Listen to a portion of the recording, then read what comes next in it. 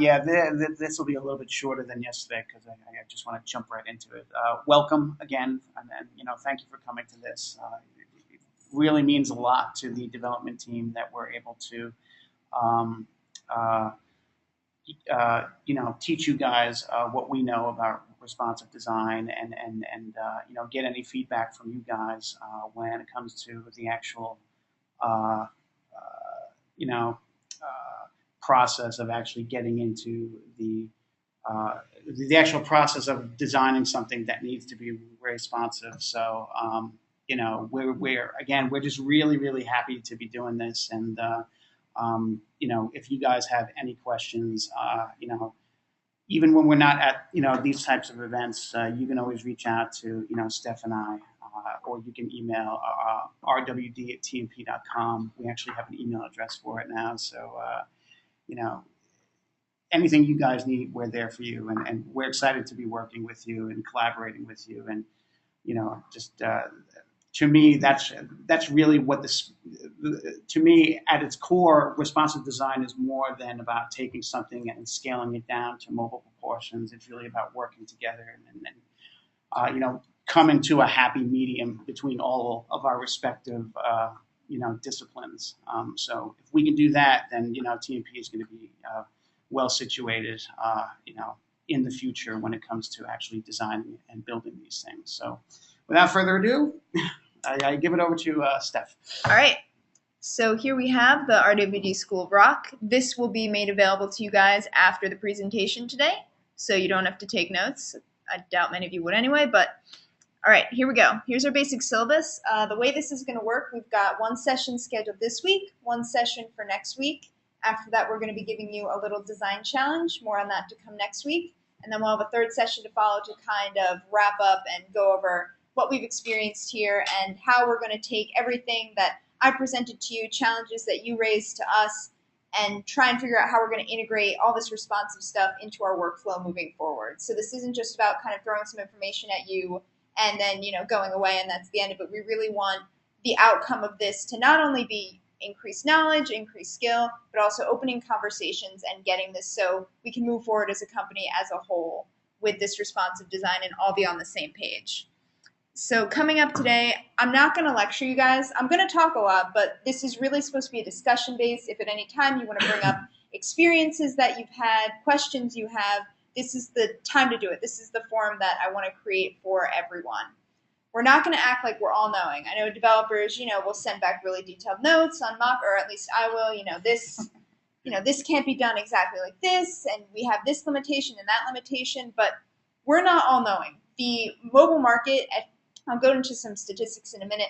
Mobile market is changing every day. The platforms that we have to design for are changing every day, so it's always a learning experience. I mean, both on mine and Spell's end, I attended Event Apart at the beginning of this month, and I learned so much in 3 days about just where things are going in responsive and what questions there still are. So this is definitely, responsive design as a whole is a work in progress. There's not like, this is the template, this is what you have to do. There are a lot of creative challenges, a lot of design challenges that we need to face, and we want to discuss today how we can go about facing them and what we do know and what still is up in the air.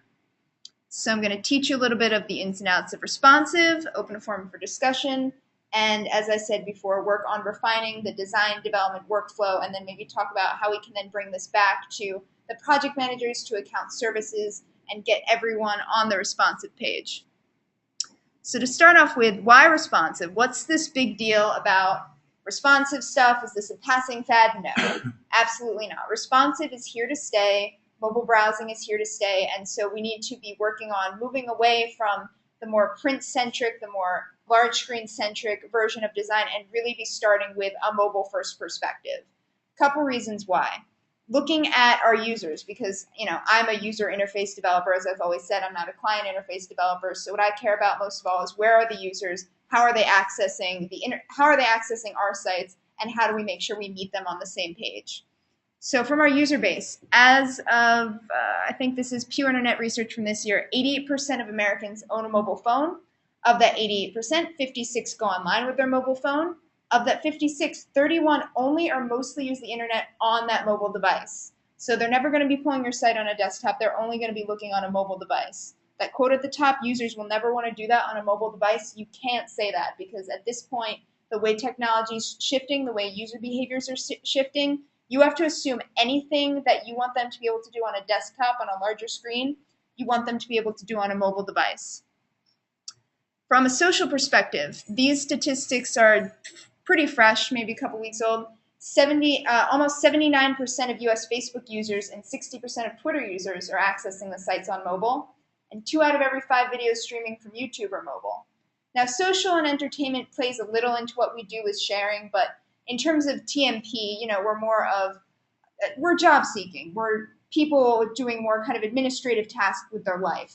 But as we see from down here on the e-commerce side and on the actions other than entertainment side, mobile users are spending 12% of their browsing time shopping and 11% of their time managing finances and health.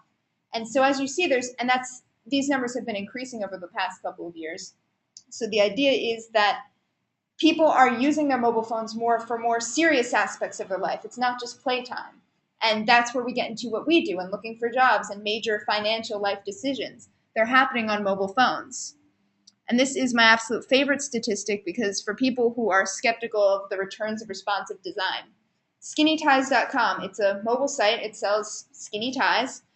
The responsive redesign led to a 42.4% revenue growth across all devices and a 377.6% revenue growth for iPhone.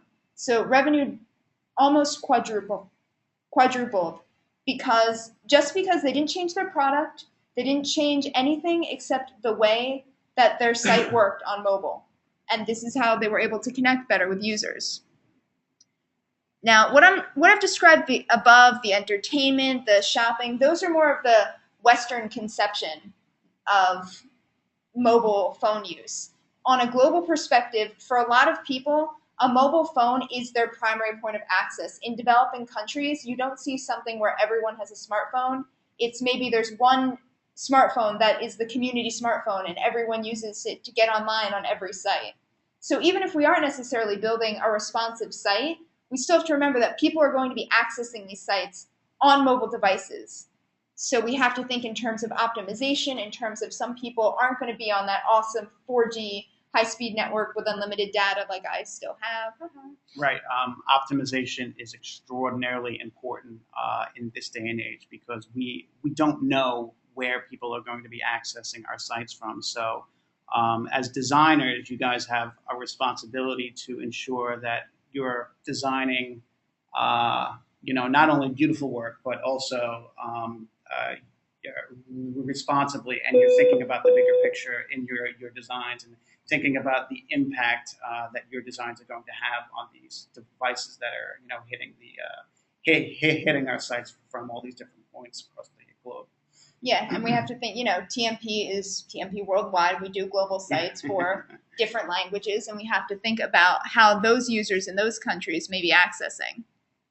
So before we dive into the meat and potatoes, a note on adaptive, because I know the words adaptive and responsive get kind of thrown around a lot, and they're two different things. They're slightly different, and I'm going to show you an example of each.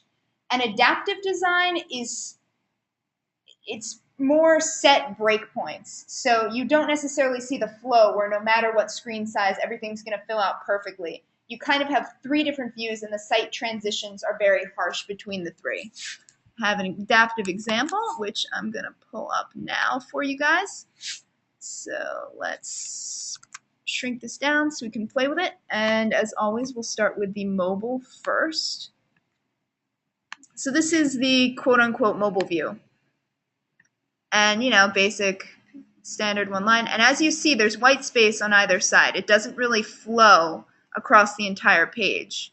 And so as you spread out, bam, you see a pretty harsh transition and everything kind of snaps into place.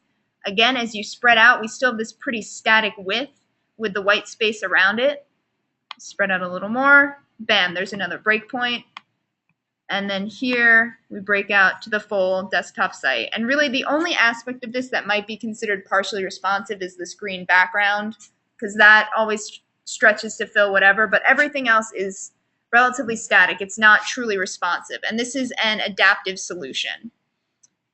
For comparison, responsive, CSS Tricks, favorite site of developers. And as you see, as you're moving the screen, everything on the page is responding to the way you're moving. And I'm waving my hand across the screen like all of you guys on the phone can see it. But the guys in New York can see me waving my hand over the screen. But everything, it's always shrinking, always responding to the size of the page. It's 100% fluid. Yep. And in terms of which you should use, we should always strive for responsive if the design, and that's a big if the design, if what the client wants makes sense for responsive. But in some cases, an adaptive approach might be more the way to go. Maybe what they have, they want really specific positioning. They want things that we can't make it perfectly fluid. It's just not technically feasible. Then we go with a more adaptive approach, and it's completely okay. Yeah, there's no shame in it. Yeah, there's no shame in saying that this design doesn't lend itself well to a fully responsive experience. It's okay to say, well, you know what, maybe adaptive is the right approach here. Yeah, and that's why looping in a developer and having that discussion early, because you may see a design and see, you've got a great design, but you don't think it's going to be able to always scale properly, and then you start talking with the development team, start talking with the project management team, and maybe make that decision. And then moving forward, that can also make your life a lot easier, because then you're dealing with more set widths as opposed to having to worry about the entire spectrum. All right, so there's the appetizer, and here's the main course. Just the links to review. We asked you just to look at definition of responsive web and a DAO web design. Just a note on a DAO web design. That article was written 13 years ago, Spell? Yeah, 13 years ago, and the principles outlined in it, still stand true today. I mean, in essence, that when you're designing for the web, you have to kind of let go and accept the ebb and flow of things, and understand that the browser canvas is not exactly like a print canvas. It's print-like, but it's very fluid and heterogeneous medium, and if you embrace that, you're going to design better, and you're going to be better situated to design stuff that responds well across the different spectrum of devices that are out there today. So. Yes, absolutely. And so now let's get on and let's get responsive. So this is just kind of a 101. I know some people have done responsive sites before. Some people are totally new to the concept, maybe haven't worked with anything. So apologies if this is a review for anyone, but I just want to hit kind of the basics of, the main kind of things you want to think about when we're designing for responsive. So first, I want to touch on progressive enhancement. I asked you guys to fill out a survey before this presentation asking your knowledge on a couple of things, and it seemed like progressive enhancement was something that there was a bit of misunderstanding on, not necessarily sure how it applies to design. So the easiest way to demo progressive enhancement is just to show you on a browser how it works. So the basic of progressive enhancement is that you start with a baseline. Your baseline is your content, and everything you add to that content, fonts, colors, images, layout, JavaScript functionality, all of that are enhancements that you add to that content based on the browser capabilities. So I can use the wonderful web tools that Spell has. So let's disable JavaScript, let's disable images, and then let's disable CSS. So that's the site I was just showing you, and this is the core. This is the base. And so then I started with this as my base, and then we go on and we start to progressively enhance. So let's bring back images and CSS. So now you see I have this, and we've got our font styles back, we've got our images, it looks pretty nice. And then we add on the real stuff and bring back my JavaScript. So when you're designing, you need to make sure that major portions of content don't necessarily rely totally on an image or totally on a JavaScript functionality. There needs to be some way that that content can be conveyed without it. And that's the way, because that's the way we want to build for progressive enhancement, because we can never assume that a user has JavaScript enables images. Once that design gets put into the browser and released to the web, users can do whatever they want. I mean, you saw what I just did in 5 minutes on my browser settings. Yeah. And I mean, for about 99% of users, they're just going to view it as the browser shows. They're not going to do anything. But we have to remember those edge cases. No, that's an extraordinarily important as designers to understand, that the users have all of the control. No browser is created equal, so you're going to get inconsistencies cross-browser and cross-device. Fonts might be different. Users may be setting their font higher than you, initially designed it. And those are things that we all have to maybe get better about, and also be knowledgeable enough about to have these types of conversations with our clients so that they understand it too. If they understand it, then that's going to be less of a problem for us, in development and for you guys as designers. Understanding that is really, really essential. And progressive enhancement is really at the heart of everything that we do in development now. We building for the baseline and enhancing for more capable devices and experiences allows us to reach more individuals out there. So that's extraordinarily important to keep in mind. And going along mobile first, when you think about a site in a mobile first perspective, you're basically setting, it goes along with progressive enhancement. You're setting the mobile view, the small screen, as your baseline. And then as you get more screen space on larger devices, that's kind of an enhancement. Then you can enhance your design. You can bring in more images. You can expand the layout. You can use, increase headline sizes, things of that nature. It might be interesting to note that we what we have been doing for the past year, and I'm sure this will come up again throughout the training, is that when we code, we actually start with the mobile version first. So we usually start with that experience first, again, starting with the baseline, and then we introduce media queries and JavaScript and feature detection to enhance the experience as you move up the scale. Yeah, and we'll discuss this a little bit later when we get into deliverables and next week with the design challenge, but we really want to encourage mobile first design going along with mobile first development. The idea that you start with limiting your screen space and then tackle the creative challenges involved with that first.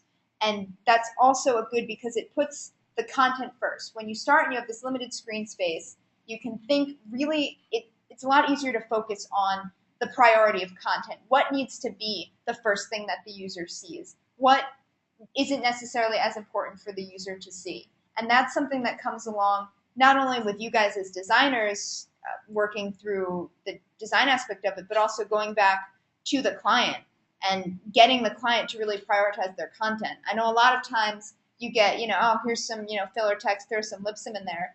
But this is where we really need to start pushing back and having these conversations and saying, we need to know what kind of content is up there. We need to know what's most important. And actually, I took a look yesterday at the setup form for Talent Brew content pages, and there is a question on there. It's a bit of a vague question, but it does ask, what are the most important things on your site? So we're starting to have those conversations, but you need to keep having them. Yeah, you guys have all heard, Matt Lanphier lately, and then the company as a whole is really focused on content now. So, that kind of falls in line nicely with, the way we develop websites here. Yes. And we touched upon this before, but everyone is different. Every browser is different. Every device is different. We can't expect a design to look exactly as it does in the PSD on every different browser. And that goes along with not only, colors and image sizing, but things like fonts and typefaces, especially with web fonts.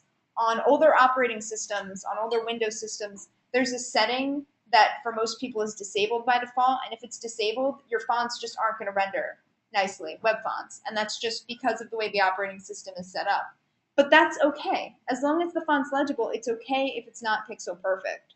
And this isn't me just being like, the responsive web developers can just kind of do whatever they want. We're not trying to be lazy developers. We're not trying to be lazy developers. We always want to work with you to get the browser, the site in the browser to reflect your designs as closely as absolutely possible. But at the same time, there needs to be a little more lenience in terms of, comparing the site to the PSD, because you have a PSD, it's one static image. You can align things exactly the way you want.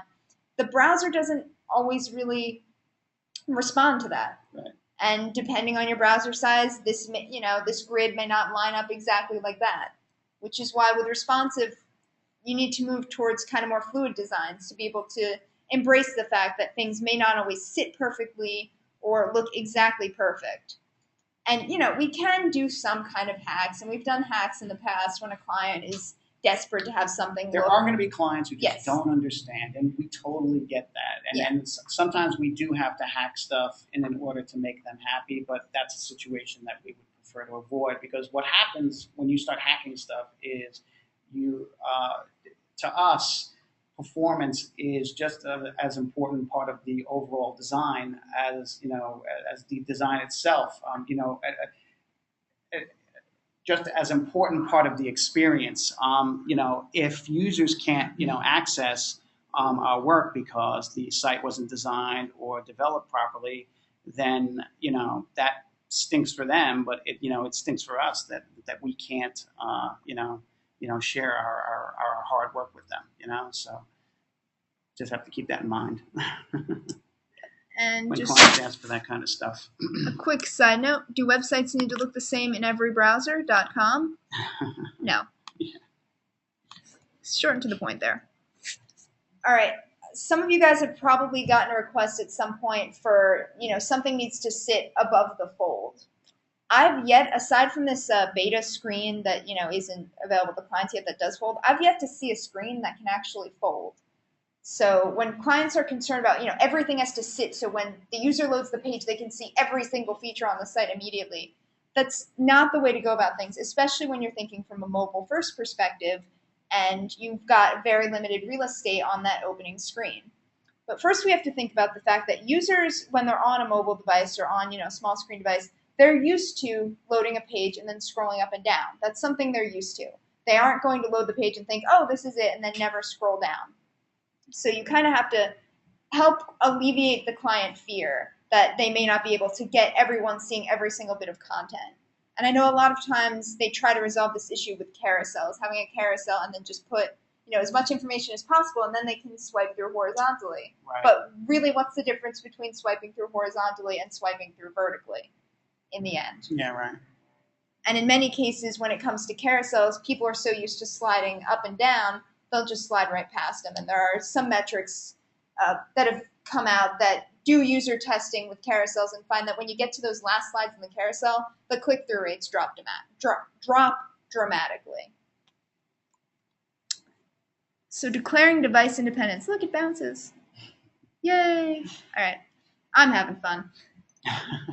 So there are hundreds and thousands of mobile devices on the market today. And I know a lot of times a client will want a design to look specifically great on their iPad or their iPhone. But with responsive design, we're designing for every single device under the sun. When I went to the event apart, we spent an hour at one of the sessions just listing all the different devices that had been released in the past year and what size they were and how this, Samsung came out with the 5.6 screen. So then Apple came out with the 5.7-inch screen, stuff like that. And as of yesterday, we have watches. Yes, Samsung has the watch. So it's like you don't know. It's just so many devices. Yes. At this point, there really is no distinction between mobile and tablet. I have the example here. The Samsung Galaxy Mega, which is this guy over here, is a 6.3-inch display. And at that size, technically, it's closer in size to the iPad mini, which is a 7.9-inch display, than it is to the iPhone at a 4-inch display. But Samsung's still marketing that as a quote-unquote smartphone. So when you're thinking about responsive design and doing mobile first, doing a tablet mockup doesn't necessarily make sense anymore. And I've gotten this feeling, talking with other designers who have been working in responsive, that a tablet, because what is a tablet? There's a kind of a large gray area between the smallest screen and the largest screen, and You may present one design and say it's going to look like this on a tablet, but depending on which tablet you're looking at it on, it may not necessarily look exactly like that.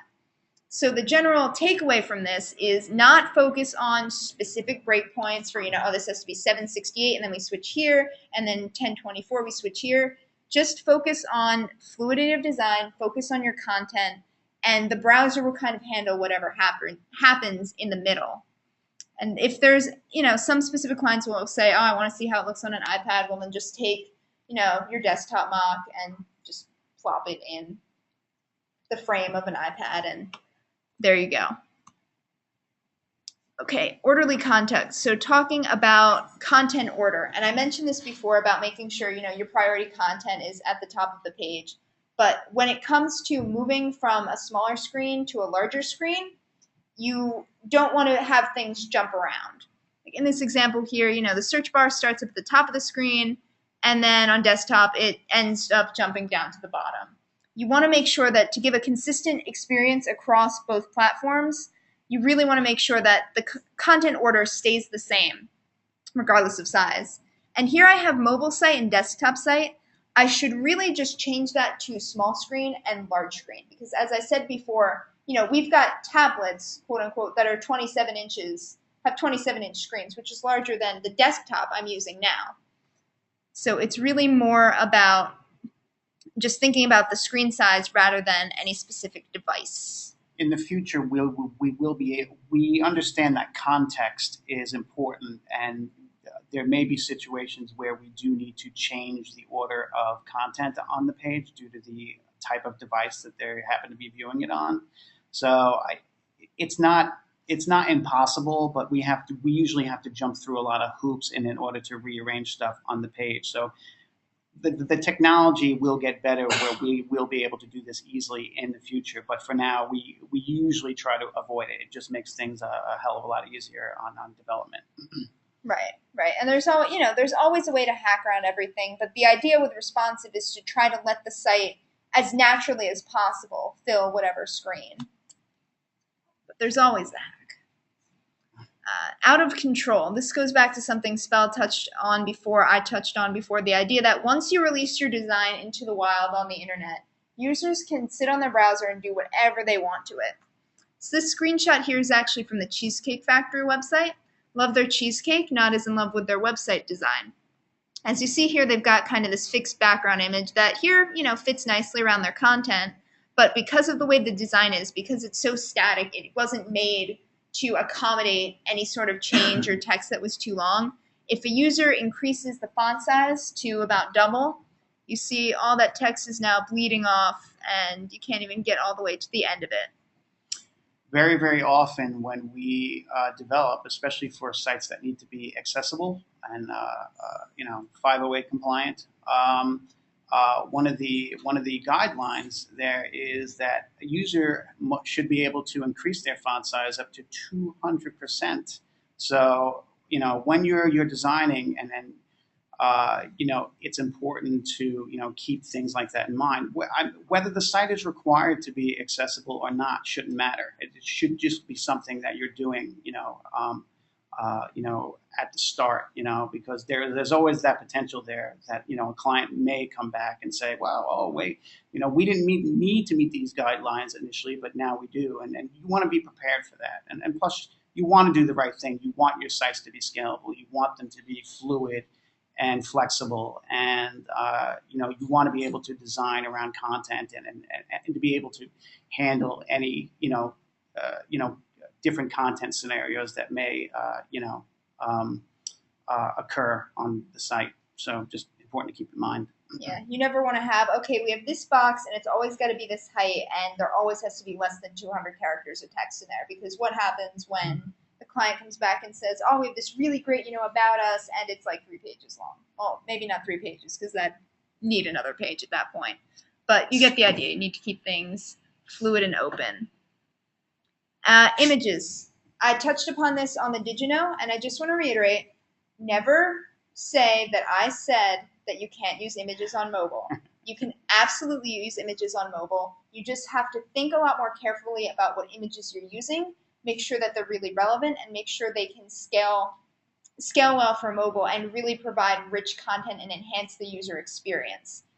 On devices that are running not on a plugged-in connection and not on Wi-Fi, when you're running on data, when you're running on your 3G or 4G, for users, every bit of data that they download is going against their monthly limit. There are very few people left with the unlimited data. So people are always really concerned about how much information they're pulling down from sites.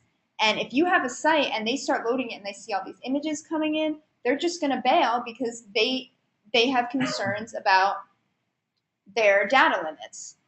I mean, for some people, they'll load it, it'll go against their data, but we have to consider the page load time. The longer it takes to load is the less likely they're going to stay on the page.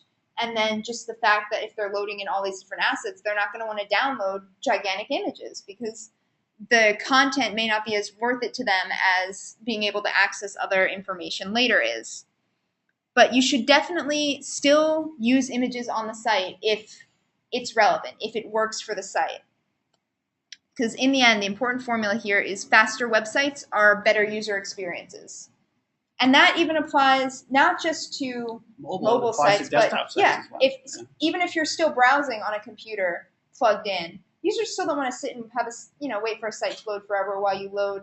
I've seen a new thing now, and someone brought this up yesterday, where you have HTML5 video as the background to your site, and that's a lot. That's a lot to bring in initially. That's a heavy page. Yes. I don't know if I'd want to sit around that long to see what loads there. A note on menus. I'm going to talk a little bit more about navigation patterns and fun stuff like that next week. But just a note, when it comes to sizing touch points for smaller screens or for touch screens, you want to make sure that the hit points are large enough because you can't assume what type of input a user is going to have going into a website. You don't know if they're going to, on smaller screens, you generally assume they're going to be using a finger, but you can't assume they're using a mouse. So you can't have really tiny links. Have you ever been on one of those sites and you're looking at it on your phone and it's got this list of all these really tiny text links and you try to click on one and you just always keep clicking on the wrong one? That's frustrating, and we want to try to avoid that user frustration and keep the hit points nice and juicy. Form fields. When it comes to form fields, a general recommendation, and this is across all, responsive or not, a general recommendation is to just don't use custom form fields. Don't do any fancy styling. Just let the site use the native browser form fields because for most mobile devices, the built-in functionality is way better than anything we could do anyway. It's built to work with that specific device, so the device recognizes the type of form field and reacts appropriately. For most people, they're used to filling out forms, just standard web forms, and they expect certain kinds of reactions when they click on things. They expect a drop down to operate a certain way. They expect a radio button to operate a certain way. Right. So we don't want to try to work against those expectations. We want to make it as intuitive as possible for them to be filling out information, especially when we're dealing with things like data capture forms on content pages. Right.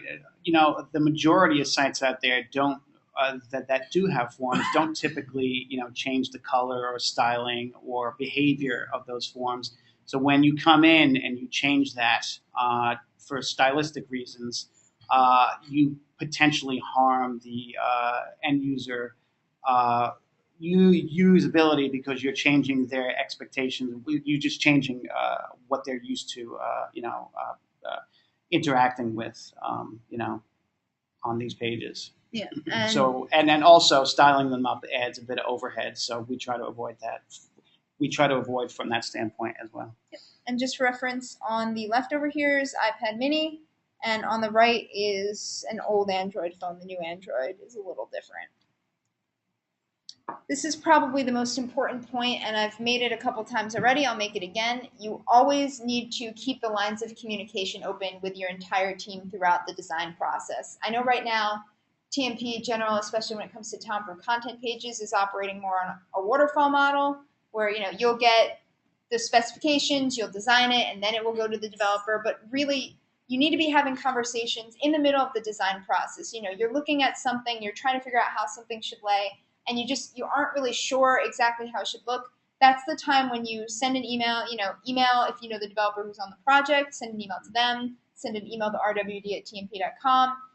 Just get the conversation going earlier because it helps A, find any potential issues earlier that can be flagged, and B, makes your lives a lot easier. It takes away a lot of the guesswork, and there's a back and forth conversation.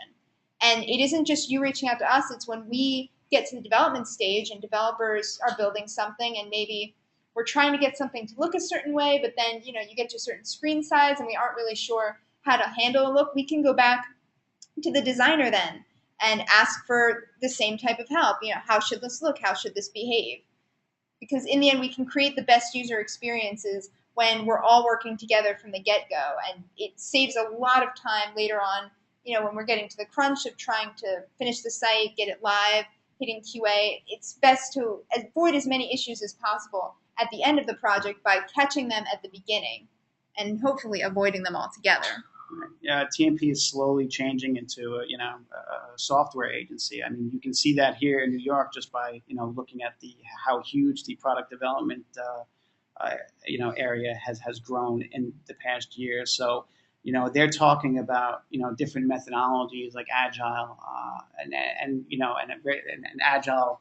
You have a very collaborative working environment where you're touching base with everyone constantly on a day-to-day basis, and it's very fluid and organic and collaborative. So the more that we're all talking together, the better. And when it comes to responsive design, it makes perfect sense because you're dealing with something that has to work well and look well on a plethora of devices that are out there. So being in constant communication with each other is only going to help that situation and only going to allow us to build superior responsive sites for again all of the devices that are out there today.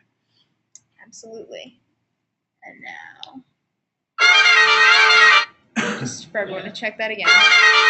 That's all done with CSS, by the way. Yes, that is all. That is all CSS. Love me some CSS. But yeah, here is just a slide. I've got a couple of examples of responsive websites that TMP has put together. I need to change Nissan Global in development to the client decided to completely redo it and do it internally. But I'm still going to use it as an example because it's a great responsive design and it shows a great workflow. And we're going to be diving into it a bit more next week if you want to take a look at it. There's a couple of articles. You guys have already read a Dow of Web Design, but there's a responsive resources list, which links out to a bunch more different sites if you want to brush up a little more on responsive before next week. And there's also a link to info about Adobe Edge Reflow, which in New York we actually had a demo of last night. Someone from Adobe came in, and it's basically, if you aren't familiar with it, it's a responsive design tool. So what you can do, and a lot of it, the actual programs, the Creative Cloud programs to support it aren't available yet, but will be in the next few months. Mm-hmm. And basically, you can take a PSD from Photoshop, import it into Reflow, and then actually just set media queries within your design and say, this is the design at this point, and you can actually stretch your design in the editor to show how it moves and changes. So that's really exciting. And then you can also preview it in Chrome. The code behind it, obviously, we can't pull because it's pretty terrible from a code perspective, but it shows you how things live and breathe on the web really quickly, so you can start to get an idea of how your design moves within different screen sizes. Right, and then tools like that will be, beneficial, and they'll help us set the expectations better with the clients because we can actually show them something that's living and breathing inside of a browser rather than a static, comp. Yep. And then again, good stuff. So definitely start playing around with it and, let us know what you guys think.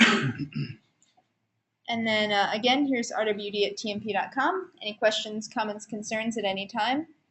Our operators are standing by. All right, so let's pop back over to that.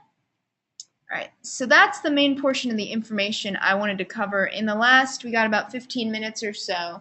Just wanted to ask you guys, what kind of questions or concerns do you have about responsive, experiences you want to share, any questions you have on what I've covered? This is the time to kind of just speak up and let me know, ask us different stuff. We had some good discussion at yesterday's session, so I'm curious to see what you guys have on your minds. Spell the tool that you have on your computer to be able to break it down so you can see. I'm sorry, what was that? So you can see the progressive flow, and you see the progression. That tool that you're using to see that, what is that? The tool that I'm using On top of your browser, you're able. Oh, It's, that's just a developer tool. Yep, it's a Chrome extension. Yeah, it's a Chrome extension. That Firefox has one too. Very good. Yeah. Yep. So if you want, I'll send you that info. That'd be great. Yeah. Chrome might think it automatically installs. Not for Chrome. No. That's an add-on that you. Chrome has to have the bar right up here. You need the extension. Hey, Spell, this is Tom. Great, Tom. This is going to be a tough. Hey, how's it going? Quick question. Responsive web design. When are we going to have that set up for Talent Group? Funny you should ask. It's on the roadmap. We're the next version of Talent Group 2.0, is maybe like a year and a half away. But we're looking into it, the possibility of doing it now. Right now, we're evaluating the code on Talent Brew. One of the problems with Talent Brew is that the code that it generates doesn't lend itself well to mobile because there's just so much of it. It also has a lot of baked-in functionality that doesn't lend itself well to mobile, like modal windows. Don't really work well on what? Job alerts. Yeah, job alerts. The job alerts modal window and things of that nature don't really lend themselves well to the mobile experience. So those are things that need to be addressed. And so we're seeing what we can do now. And there's a small possibility that we may be able to do responsive talent brews soon. I won't say when, but soon. So the day may be coming where we could do that. But not now, not yet. That'd be excellent. Okay. Content pages, yes, we do. We're doing them now. Yeah, we're doing content pages responsive are content fine. pages, and generally, the rule of thumb with that is we try to make it. We push to make it responsive, but not responsive isn't always the solution for every page. If you've got a client who's coming in and they basically want an exact duplicate of an existing Talent Brew page with copy swapped, and they want their content page live tomorrow, obviously we're not going to be doing a responsive design for that. But for the most part, we're going to try to be pushing responsive, assuming that they don't want anything that really doesn't work on smaller screens or on mobile devices. You guys have a good example in terms of you said that this sort of question between whether you're going to do adaptive or responsive from a design level. You really want to retain particular spacing or something. Do you have a good example in mind that you think might reflect that, or a project that kind of went that way? What was that page I did it on? You did adaptive for CVS. Should have been adaptive. CVS, well, that's where we learned CVS not to do that. Not to say everything that Air Force can be is adaptive. responsive. Oh, was it? Oh, okay, all right. Yeah. That's fine. You guys can. Did that site launch yet? Yeah. Okay. All right. You say that with It ain't such great, excitement. but It it's felt like you weren't well, sure about that, Ted. Oh, it's live. All right. Well, I mean, you guys can check out Air Force and get a good example there. I guess that design just, probably just didn't lend itself well fully to the, to the full responsive experience. But again, sometimes that's just not going to happen. I mean, until we get more used to designing for responsive, there are going to be instances where what we design is just not going to translate well to fully responsive. So we have stats to support it, and obviously there's an upgraded cost to doing this, basically in your time and effort that you put in.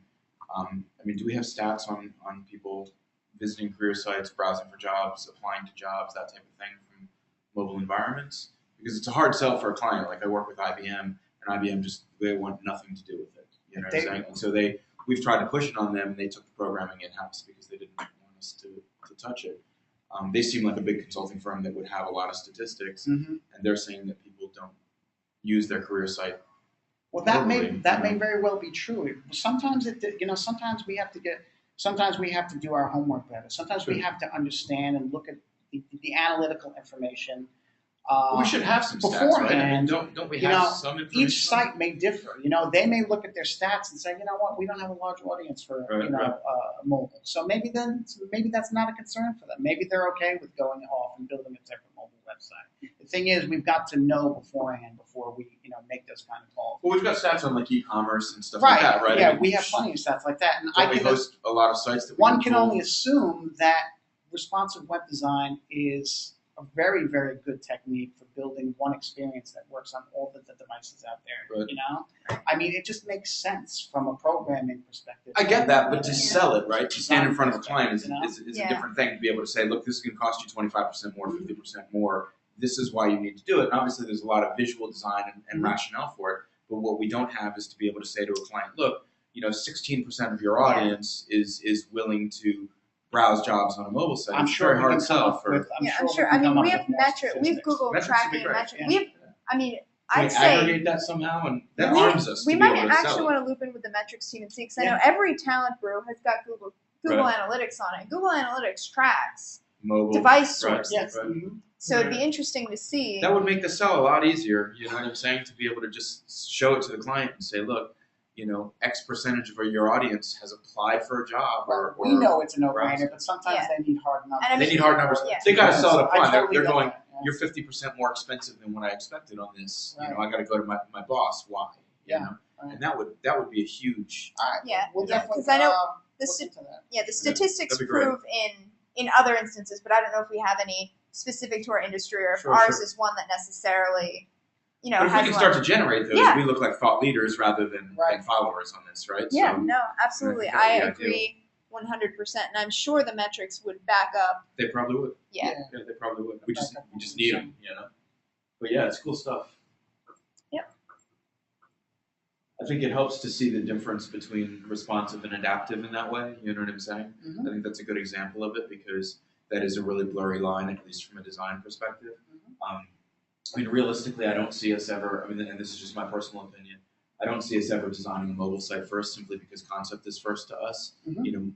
More so than content or anything else like that. To But- be honest with you, I think it would be better in the future, if you guys worry less about layout and work with us on that, and focus on content, focus on fonts, focus on mood Right. boards and colors and all those wonderful things, and then just work more closely with us when it comes to layout. I think that'll kind of Work as alleviate- in have you guys do the layout? No, not having Or- us do the okay. layout, but just continuing to work closely with us when Sure, it comes sure. to the layout, so that Oh, okay, yeah. so that there are less pain points. Yeah, I think we can collaborate more. I guess my I've read a lot on mobile first, and it seems like something that from a development standpoint is very strong, and I get why it's important.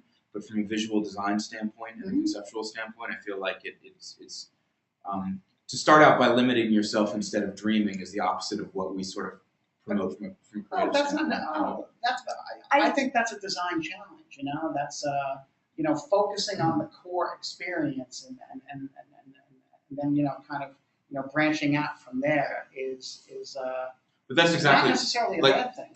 That's exactly why we do concept boards first, Mhm. right? So Right. that we don't show any interface, we don't show any tactical elements, we don't, we purposely get you thinking about this outside of the framework of print, web, Right. Outdoor, no matter what it is. This is TV, this is all of it Mhm. wrapped into one. But I mean, I don't, yeah, I mean, I'd have a tough time designing from mobile as the starting place, quite frankly. I don't know that from I try to limit myself as little as possible, Mhm. and then work with you guys to tailor it back rather than to scale. Like I want us to dream as big as possible We and then can make go it in a that reality direction. rather than There's start no- with reality. if that makes I sense. think when it comes to the concept, we can definitely dream. But when you think about the mobile experience, if you want these big dream ideas, think about how they can go into the mobile portion Right, first. It isn't when we say that mobile is the progressive enhancement, it's the base. That doesn't mean mobile just has to be all of your content sits and stacks, and then when we get to And it desktop, doesn't then all mean- the cool stuff It kind of Right. happens. doesn't mean that mobile has to be less. Right. It's more of a challenge because you have less screen real estate there, but that doesn't mean you're lessening your Yeah, I have a hard creativity time in with it. It sounds like- anyway. This is Colin speaking. It sounds like it it's more the nature of let's get used to finding out what actually doesn't translate well. Right. We can dream as big as we want, but in the process, let's find out what actually doesn't make it down to that screen and just our But that's awareness working of- backwards, right? That's what I'm saying. Which Well, is, that's it's going to happen naturally. Right. But the more we interface with each other and understand it, the more we're going to see where and why it happened sooner, so that we all know. Mhm. For me, as someone who doesn't have a ton of experience working in that environment, it'd be great, just as we're tracking statistics, to be able to track. Okay, here's a case study.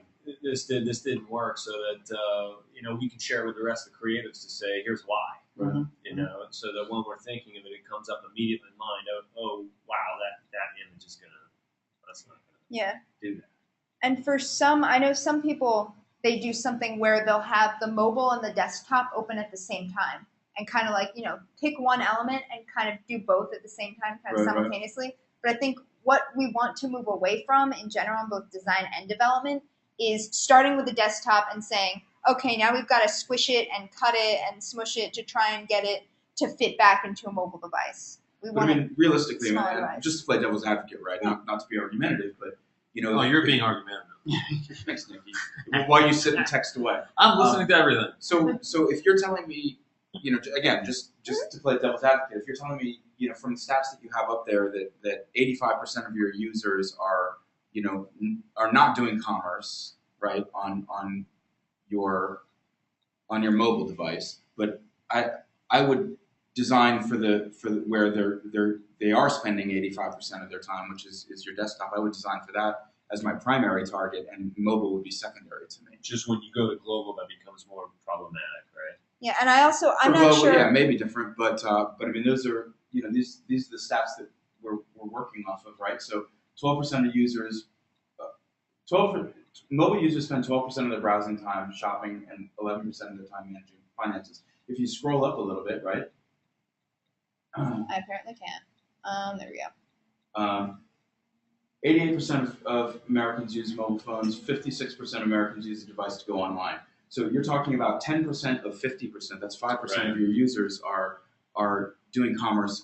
5% of all users are doing commerce on mobile phones. Right. Yet we're spending I think 95% of our energy to design for them. I think, first of all, responsive design, the desktop still comes into play. So Right. the idea is creating a cohesive course. experience, and Yep. things Fair like enough. optimization and stuff. Those apply regardless of what site. Another thing that's missing from these statistics are the trend lines. Okay. And the fact that all of these trend lines are increasing. So Of it's course, the yeah. idea that we know users are increasingly starting to do this. And we don't want to be, 5 years down the line, we should probably do something responsive because everyone's doing this now. We want to kind of move ahead of the curve. Oh, I absolutely agree with that.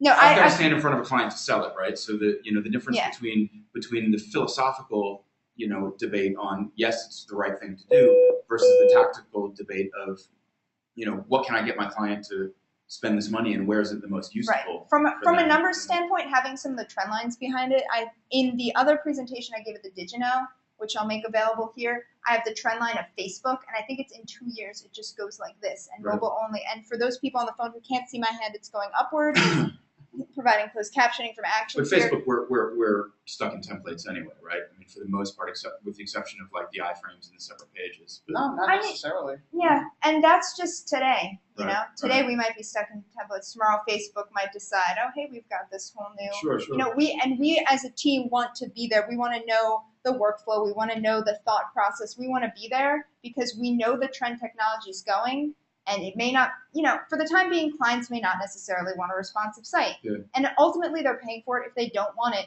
we don't do it. But even if you're doing a static site or, not a static, but one that doesn't have a mobile version, you still need to be thinking in your head, if someone calls me next week and says, oh, they decided to go responsive, how would I be able to handle that? I totally agree with you Yeah. philosophically. It's just more of the financial debate that you're going to have. with And a I client think like I think RWD having that's- talking to the metrics team and getting Right. some statistics from our that would be sites huge. could Yep. do that. But That would be huge. for today, I'm talking when I'm going to say when at this point. It's not if. It's a when we do something for the account teams and for the project managers. Yeah, they need it. That's going to be where we discuss more of the money, the numbers behind it. But here for today, for the purpose of this, I just want to get you guys thinking in that sort of, well, the people who are dropping off. But Fluidly, Yeah. is really the key No, here. it's a great Designing presentation. around It's your really content. nice. And Yep. just, being friendly to mobile in your design is you know what, I said this yesterday after the call, but even if you're only designing for desktop, there's that potential for that desktop design to be viewed on a mobile device. I So totally you agree. still have to be Yeah. mindful and considerate of the optimization experience. Yeah, just for 1 second, I know some of you guys are dropping off. We're almost at time, so I'm going to sign off for now, and we'll let those guys debate in New York. I'm gonna send out. I'm gonna. No, you're bringing what I up say the is point. like argumentative. I'm like, I just I'm need. going class. Thank you. I'm going to send out the info, the more details for next week. I have like 2 other quick articles to throw your way, and next week we'll also be assigning the design challenge. More info to come on that. I'll follow up and post the video for this online probably either Friday or Monday, and I'll get you the GoToMeeting info for next week. Thank you, anyone. Any questions? Email myself, email Spell. Have a good day.